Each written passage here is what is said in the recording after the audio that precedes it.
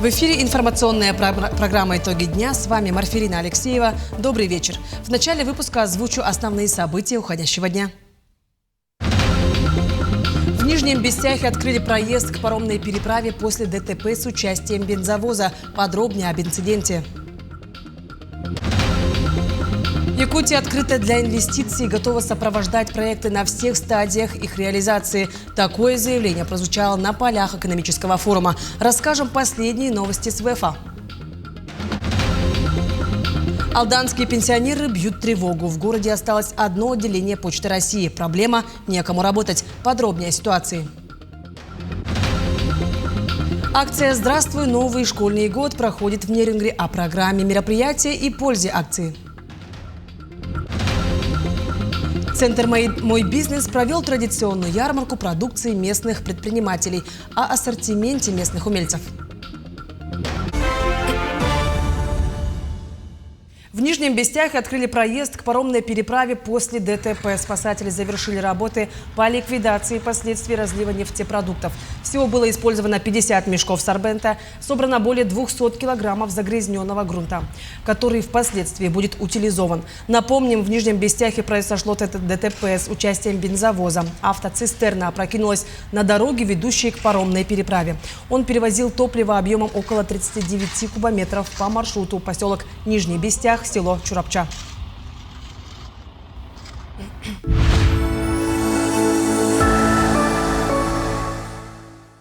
Сегодня прошло пленарное заседание в рамках Восточного экономического форума. Президент России Владимир Путин сделал несколько заявлений о развитии Дальнего Востока. Глава государства рассказал о сотрудничестве с Северной Кореей и планах постройки моста в КНДР через реку Туманная. Также президент поднял тему дальневосточной ипотеки и предложил распространить ее на вторичное жилье. Отдельное внимание было уделено западному бизнесу. По заявлению Путина, Россия готова к сотрудничеству с другими странами и ни от кого не отгораживается. Он также отметил союз с Индией и Китаем, сказав, что экономики трех стран дополняют друг друга. Промышленные предприятия малого и среднего бизнеса Дальнего Востока показали рост доходов в 1,5 раза. Общая же численность организаций составила 24 тысячи. Наибольшее количество предприятий фиксируется в Приморском крае, составляя 23% от общего числа компаний. В Хабаровском крае и Республике Саха по 15%. Далее следует Республика Бурятия с 11% и Амурская область 10%. Меры поддержки, которыми воспользовались 44% малых и средних предприятий, сыграли значительную роль в росте организации. По данным аналитиков, суммарный доход малого и среднего бизнеса вырос с 600 миллиардов рублей в 2022 году до 900 миллиардов рублей в 2024. Якутия открыта для инвестиций и готова сопровождать проекты на всех стадиях их реализации. Такое заявление прозвучало из уст председателя правительства республики Кирилла Бычкова в рамках презентации инвестпотенциала региона. Там побывала и моя коллега Надежда Саханская. Она продолжит тему. Восточный экономический форум – главное экономическое событие не только для Якутии, но и для других регионов Дальнего Востока. За 10 лет проведения форума в экономику нашей республики было привлечено более 1 триллиона инвестиционных средств. Конечно, масштаб такого мероприятия трудно переоценить, однако не стоит забывать, что решение о проведении форума было принято благодаря президенту нашей страны. На полях юбилейного ВЭФ традиционно состоялась презентация инвестпотенциала республики. Основным драйвером экономики остается промышленность, а по итогам прошлого года объем ВРП составил 2,5 триллиона рублей. При объеме инвестиций в основной капитал почти 800 миллиардов. Сейчас уже карта Якутии четко очерчена основными такими фокус-группами по нашим проектам. Прежде всего хочу отметить активное развитие наших таких основных направлений. Это угледобыча, золотодобыча, нефтегаз, конечно. Но и в последнее время и на форуме соглашение соответствующее подписано, и повестка это очень активно обсуждается и задействовано. Это развитие арктических территорий. В целом это и качество жизни нашего населения, но это и разработка огромного потенциала недр, которые сегодня имеют тенденцию к такому устойчивому, хорошему развитию, при этом требуют развития инфраструктуры. Один из элементов инфраструктуры современности – устойчивое интернет-подключение. В рамках презентации компания «Арктик Телеком» представила уникальный инфраструктурный проект национального масштаба «Синергия Арктики». Это беспрецедентная программа строительства в экстремальных условиях, охватывающая самые удаленные уголки Арктики и труднодоступные территории Якутии. Живой тому пример – Абыйский район. 7 тысяч километров мы планируем построить за 3 года, 26, 27, 28 год. Соответственно, это даст возможность полностью по всем поселкам дать качественный широкополосный доступ в интернет. Несомненно, это приведет к снижению стоимости. Но и, в принципе, инвестиционный потенциал этой территории возрастет, потому что предприятия, которые будут развиваться в арктической зоне Якутии, будут, соответственно, с интересом идти, потому что там будет хороший и качественный интернет. Проект, с одной стороны, социально направленный, с другой стороны, инвестиционные возможности республики он дополняет. Безусловно, инновационные технологии, а вместе с ними креативная экономика и туризм стабильно развиваются. А республика все так же готова к сотрудничеству не только с российскими, но и международными партнерами. Надежда Саханская, Илья Сыромятников, Владивосток. Также на ВЭФ в рамках повестки устойчивого развития было подписано соглашение между транспортной группой ФСК и волонтерским движением «Обнимаю сердцем». Партнерство направлено на расширение инклюзивных проектов и поддержку социально значимых инициатив. Одним из ключевых направлений станет развитие корпоративного волонтерства. Сотрудничество позволит масштабировать вовлеченность людей и создавать новые возможности для социального участия. В ближайшее время стороны планируют запустить ряд совместных программ. На повестке, конечно, развитие корпоративного волонтерства. И здесь мы выстраиваем всегда эффективные партнерства с самыми экспертными представителями некоммерческого сектора. И для нас партнерство с «Обними сердцем», конечно, одно из таких. Уже в самое ближайшее время, я думаю, мы приступим к реализации совместных проектов. А в феврале на нашем форуме по корпоративному волонтерству, я думаю, все увидят результат, который сегодня получил начало на этом форуме. К другим новостям. За прошедшую неделю в республике, а также по госпитальному направлению в Ростове-на-Дону охвачено 330 участников спецоперации и членов их семей. Проведено 390 индивидуальных и групповых видов психологических работ. Для участников СВО и их семей и по иным кризисным направлениям услуги психологического центра бесплатны. Как происходит получение психологической поддержки вне госпиталя? Человек добровольно обращается, ему подбирают удобное время и психолога с соответствующим профилем и опытом работы. На консультациях нет запретных или постыдных тем. Все обращения к нам анонимны и конфиденциальны. Не требуется документов, можно записаться под псевдонимом. Получить помощь и поддержку можно, записавшись по номеру 31 91 09 в рабочие часы.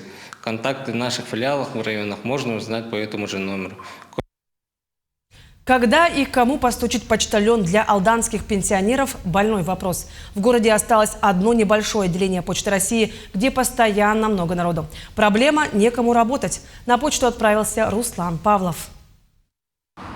В городе Алдане на 20 тысяч населения осталось одно отделение Почты России. Почтамт в центре города закрыт, а населению в объявлении предложено идти по другому адресу. Основной контингент, который страдает в этой ситуации – пожилое население, получающее пенсионные начисления на почте. Сегодня еще более или менее здесь народу, а как-то мы подъехали, все в машинах заставлено, там не пройти, пенсионеры сидят за пенсией, она сидит бедненькая, вот ей плохо, она ждет пенсию. Иногда интернет у них еще проваливается, то же самое, вообще безобразие. Суть проблемы – мизерные зарплаты сотрудников почты. Неуслышанные руководством почтальоны и операционисты написали заявление и уволились с работы. Проблема в том, что там зарплата очень маленькая, даже до МРОТа не дотягивает. Они работают по МРОТу российскому, естественно, он меньше, чем у нас алданский, якутский.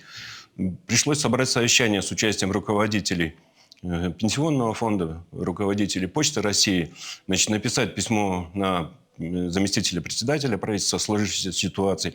То бишь на сегодня 33% от 100% укомплектованности на территории города Алдан укомплектована почта. Всего лишь их, по-моему, 6 или 7 сотрудников осталось. Одно отделение полностью на Ленина закрыли, второе отделение работает. Но так как Почта России разносит пенсии на дома нашим пенсионерам, нашему старшему поколению, для нас это очень тревожный значок. Потому что кто будет разносить и кто из пенсионеров придет получать пенсию в закрытой почте. Говорить в камеру бывшие и еще работающие сотрудники почты не хотят. За них переживают другие люди, которые лишились привычной услуги и возмущены бездействием руководства учреждения и чиновников. Я об этой проблеме узнала только сейчас. И я возмущена и удивлена.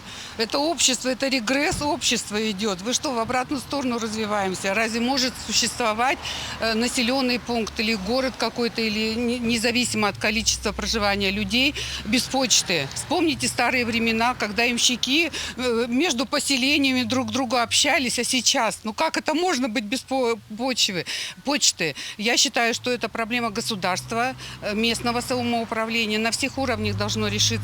И на региональном, и на федеральном, и на местном самоуправлении. В рыночных отношениях почта давно превратилась в многофункциональную службу. Здесь и письма отправить можно, получив пенсию, сразу продуктов прикупить, а при необходимости и кредит оформить. Только вот рук не хватает, не идут сюда работать за копейки, на которые не прожить. Почта вообще должна быть у государства. Руслан Павлов, Сергей Шипачев, Александр Лукин. Алдан. Дан старт республиканского слета движения «Юнармия». Мероприятие, приурочено к году защитника Отечества, собрало более 200 юношей и девушек со всей Якутии. Борьбу за лавры первенства ведут 7 команд. На протяжении 2 дней участники покажут навыки в дисциплинах пулевая стрельба, гиревой спорт, сборка-разборка оружия, военно-спортивная игра «Защитник Отечества», конкурс песни из строя, также пройдет образовательная программа «Школа юнармейца» и вечер дружбы с командными играми. Итоги слета будут подведены в субботу. Впечатление все положительное. Я уже 3-й раз участвую в этих соревнованиях. Каждый год эмоции все те же. Я очень люблю участвовать в строевой подготовке. Каждый год меня только это волнует. Мы в строевой подготовке заняли 1-е место. В прошлом году тоже. 1 сентября больше 600 якутских школ распахнули двери. Учебный год столичная школа номер 1 начала с позитивной ноты. Один из педагогов вошел в список лучших учителей России. Однако на этом успехи коллектива не заканчиваются. Какие еще вершины покорились педагогам, выясняла Эржена Гармаева. 30 лет Татьяна Сергеева помогает детям познать богатство великого и могучего. И делает это мастерски. Это утверждение не голословное, ведь талант якутского учителя признали на всероссийском уровне. Татьяна Власевна завоевала президентскую премию за достижения в педагогике. Залогом успеха, как считает победительница, стал индивидуальный подход к каждому ребенку. Я уверена, что все дети талантливы. И мое педагогическое кредо – увидеть в ребенке лучик и зажечь солнце. И у меня научная работа – это арт-педагогика в работе учителя-словесника. Уроки мастерские. То есть я иду к детям через искусство. Это театральная педагогика, это музыка, это живопись. Опираемся на сильные стороны, и мы очень радуемся, когда при выходе из школы они успешно поступают. С поступлением у учеников школы с символичным номером 1 тоже все в порядке. В этом году она вошла в 20-ку лучших школ Якутии по конкурентоспособности выпускников. Особенно впечатляет, что такого показателя коллектив достиг не в 1-й раз. Но скромные учителя не тянут одеяло на себя, а честно признаются. Это результат совместной работы. Когда ежегодно ко мне приходят родители с просьбой поступления в хорошую школу, я им объясняю, хорошая школа – это хорошие педагоги, хорошие дети и хорошие родители. Мы с родителями вместе воспитываем будущее поколение. Рейтинги и списки, конечно, хорошо, но все же во главе угла стоит мнение самих детей. И тут педагоги осечки не дали. Нравится учиться, добрые учителя, Для меня школа – это место, где ты получаешь знания, которые тебе помогут в будущем, где ты находишь лучших друзей, которые будут с тобой всю жизнь, и взрослые, которые будут тебе помогать по жизни. Ну, школа – это круто. Череда радостных событий только продолжится. К концу 2025 года школа ожидает открытия нового корпуса. Там руководство планирует вплотную заняться здоровьесберегающими технологиями и даже открыть медицинский класс. Эржена Гармаева, Иван Сорокаумов, Якутск. Акция «Здравствуй, новый школьный год» проходит в городской библиотеке города Нерюнгри. Юные нерюнгринцы и ученики начальных классов с большим удовольствием познают мир книг и творчества. Подробности в материале наших коллег. Узнать, как организована работа библиотеки, принять участие в творческих мероприятиях и мастер-классах и с пользой провести время. Такая возможность появилась у юных нерюнгринцев благодаря городской библиотеке. Там для учеников начальных классов организован ряд мероприятий, посвященных началу нового учебного года. Библиотекари провели экскурсию. Ребята познакомились с книжными ресурсами, с книжными выставками, с книжными новинками. Также в рамках мероприятия ребята узнали, как идут в школу другие школьники других стран и со скольки лет начинают обучение. Также прошло мероприятие «Загадки школьного портфеля». Ребята участвовали в викторинах, отгадывали загадки, участвовали в мастер-классе. Во время мероприятия ребята учились находить общий язык друг с другом и учителями. В игровой форме получили полезные знания, закрепили базовые основы поведения и развивали умение работать в команде. Вы знаете, у них потом очень много впечатлений. Они приходят и рассказывают, да, что они видели, как нужно правильно ставить эту учебник на полке, когда они приходят в библиотеку. То есть вот эти маленькие нюансы, они их учат правильно обращаться с вещами, даже самыми маленькими. Ребята с большим удовольствием узнали много нового и интересного, активно принимали участие в конкурсах и выполняли различные задания. Мне очень-очень тут понравилось. Что понравилось больше всего? Мультик. И как собирали рюкзак, и мы как собирали чебурашку. Мне понравился кинозал, и библиотека сама понравилась очень сильно. Еще, то, что это чебурашку мы собирали, мне еще понравилось. Посещение библиотеки с такой насыщенной программой стало незабываемым и ярким событием для всех участников и дало положительный настрой на дальнейшую учебу.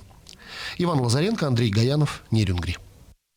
Сегодня в Якутском музее имени Ярославского открылась выставка «Этих дней не смолкнет слава», посвященная 80-летию разгрома милитаристской Японии и победе во Второй мировой войне. Центральное место выставки занимает маньчжурская наступательная операция, в которой участвовали уроженцы Якутии. Экспозиция включает документы, предметы быта и артефакты, отражающие события той эпохи. Выставка уже открыта для всех желающих и будет работать до 26 октября. Центральными экспонатами этой выставки «Этих дней не смолкнет слава» являются мемориальные фотографии, вещи и, самые ценные, это награды ветеранов-якутян, принимавших участие в разгроме милитаристской Японии в 1945 году. Также здесь есть разделы, посвященные Японии 30-40-х годов и русско-японской войне. В Якутске состоялась ежегодная всероссийская патриотическая акция «Поем двором», приуроченная к 80-летию Великой Победы. В рамках мероприятия якутские юноармейцы зажгли от вечного огня лампады. Во дворах ветеранов прозвучали песни и стихотворения военных лет. Подробнее в сюжете Анастасии Нянниковой.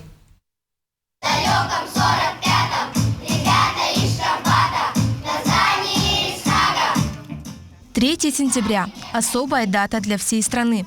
В этот день отмечается не только победа над милитаристской Японией, но и завершение Второй мировой войны. Акция объединила жителей города, чтобы вместе вспомнить о той важной вехе в истории и отдать дань памяти героям. Сегодня в этот день с нами приняли участие заслуженные народные артисты нашей республики, как Григорий Петров, Анна Дишковская. Также с нами сегодня свои песни исполнила Анна Дива, Алена Яковлева и работники культуры городского округа, город Якутск и Тулагин-Кильдямского наследия. Для участников акции внимание со стороны государства и общества остается важным символом признательности. В этот день ветераны получают поздравления и награды. Ежегодно их чествует президент страны Владимир Путин. Он все время поздравляет меня и зимой, когда блокада была снята, он посылает мне поздравил с 80-летием снятия блокады полную. И 80 тысяч рублей наградил он меня. В мероприятии также приняли участие и школьники. Для молодежи это не только концерт, но и возможность напрямую выразить слова благодарности и почувствовать связь поколений. Мы сегодня поздравили 4 ветеранов с этим великим днем. Мои пожелания ветеранам – долгой жизни, счастья и хороших дней. Акция «Поем двором» стала выражением благодарности героям войны и труженикам тыла. Такие встречи помогают сохранить память о событиях военных лет и воспитать чувство патриотизма у подрастающего поколения. Концерты проходят во всех городах и районах Якутии. В каждом из них звучат слова признательности и поздравления в адрес ветеранов. Анастасия Няникова, Нюргун Старостин, Якутск. 5 сентября спортивное сообщество отмечает 97 лет со дня рождения прославленного тренера по вольной борьбе Дмитрия Коркина. В выставочном зале на Строительном рынке прошло открытие выставки. Среди экспозиций – фотографии и документы из личного архива, личные вещи Дмитрия Коркина, а также его соратников и учеников. Во время торжественного открытия гости поделились воспоминаниями о тренере. Отмечу, что Дмитрий Коркин воспитал целую плеяду спортсменов, удостоенных высоких званий в вольной борьбе. Дмитрий Петрович был, скажем, талантливым педагогом, который раскрывал возможность каждого молодого школьника, учащихся, и именно как личность, именно дал, чтобы надежду, чтобы они свои возможности раскрывали, эти дети. Ну, в борьбе, конечно, вот весь мир знает его воспитанников. В Горно-Алтайске пройдет 2-я международная научно-практическая конференция «Горный Алтай. Прародина тюрков к истории зарождения тюркской цивилизации». Будет представлен фундаментальный труд большой группы международных авторов. В конференции примут участие более 160 участников из разных стран и республик. Ученые из Кыргызстана и России пишут летопись тюркского мира. Главная задача – координация действий по изучению и сохранению общего культурно-исторического пространства. Центр «Мой бизнес» провел традиционную ярмарку продукции местных предпринимателей. В этот раз жители и гости столицы могли приобрести изделия из дикоросов, керамики и многого другого. Как прошла ярмарка, расскажет Вероника Таюрская. Местом проведения традиционной ярмарки «Сделано в Якутии» стала аллея парка культуры и отдыха. Посетители могли выбрать сувениры и подарки из большого ассортимента. Так можно было приобрести сиропы и варенье из якутских ягод, бытовую химию и посуду мастеров республики. Среди оригинальных изделий можно было увидеть мыло ручной работы в виде пончиков или пчелиной соты. У нас есть мыло из брусники, из шиповника, из молодых листьев березы и многих других ингредиентов. Также мы еще используем местный мед. Вот. Сейчас ассортимент мы расширяем. Сделали мыло для лица на основе красной смородины. У нас очень много сортов. Популярностью у нас пользуются авторские мыла, такие как кюрча, это мартышка, да? Люди очень хорошо его берут, мы масла взбиваем, и это мыло такое легкое, оно даже в воде не тонет. Традиционные якутские камельки в современном исполнении. Фигурки лошадей, расписанные вручную, и другие авторские керамические изделия представила Аюша Илларионова.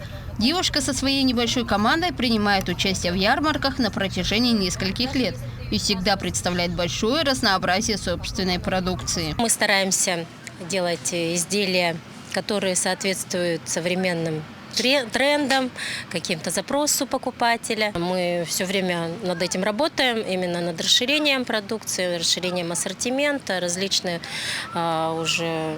расширение техники производства для того, чтобы увеличить количество изделий, так как работа вручную не позволяет делать слишком много. Да? То есть мы хотим именно идти на расширение. Ярмарки «Сделано в Якутии» не только поддерживают местных производителей, но и создают условия для знакомства покупателей с якутской продукцией. В будущем Центр «Мой бизнес» продолжит устраивать различные мероприятия, в том числе и такого рода ярмарки. Вероника Таюрская, Нюргун Старостин, Якутск. Таким увидели уходящий день наши корреспонденты. Ну а я с вами прощаюсь. Всего хорошего и до встречи в эфире.